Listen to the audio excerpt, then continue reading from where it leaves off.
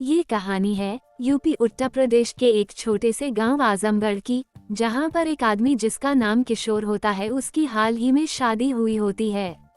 शुरू में तो सब कुछ ठीक चल रहा होता है।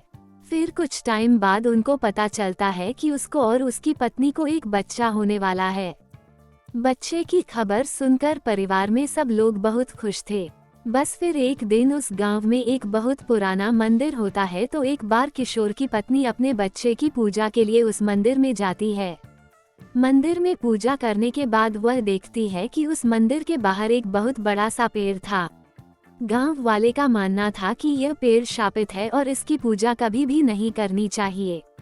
किशोर की पत्नी उस गांव में नई थी, तो उसको इन सब बातों का पता नहीं था, और क्योंकि वह पेड़ मंदिर के पास था तो वह उस पेड़ की पूजा कर देती है और उसके बाद घर लौट जाती है।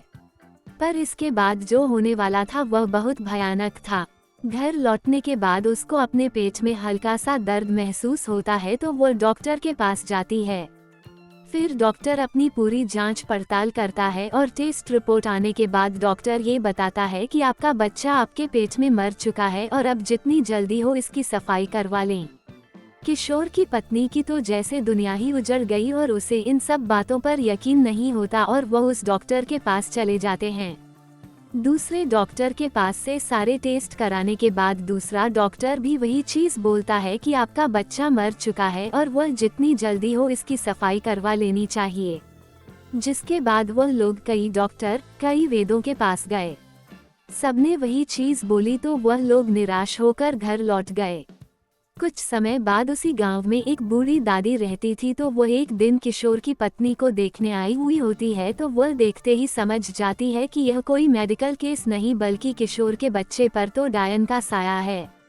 तो वह फिर किशोर की पत्नी को पूछती है कि क्या तुमने मंदिर के पास वाले पेड़ पर पूजा की थी? तो उसकी पत्नी बताती है, हाँ, मैंने बच्चे के लिए उस पेड़ पर पूजा की थी। फिर वह दादी माँ उसे सारी सच्चाई बताती है कि तुम्हारे बच्चे पर डायन का साया है और तुम चिंता मत करो, तुम्हारे इस बच्चे को मैं जन्म दिलवाएगी, पर जैसा मैं कहती हूँ वैसा करती जाओ।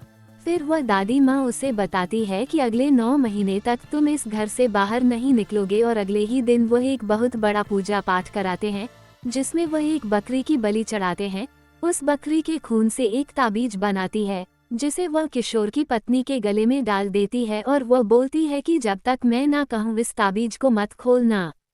इसी तरह 9 महीने पूजा पाठ करने के बाद उस दादी माँ ने किशोर के बच्चे को सुरक्षित रूप से जन्म दिलवा दिया, और यह सारा चमत्कार देखकर डॉक्टर्स भी हैरान थे।